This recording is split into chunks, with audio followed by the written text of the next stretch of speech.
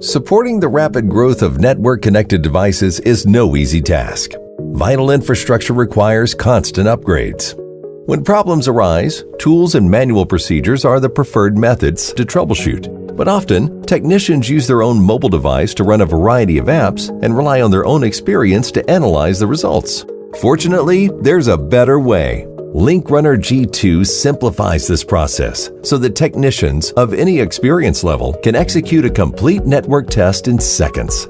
The auto test feature automatically delivers consistent pass-fail diagnostics without the need for multiple tools.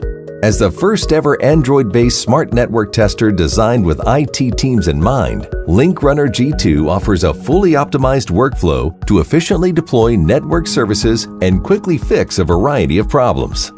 LinkRunner G2 allows automatic receipt of trouble tickets, PDF documentation viewing, and verification of network services and document results.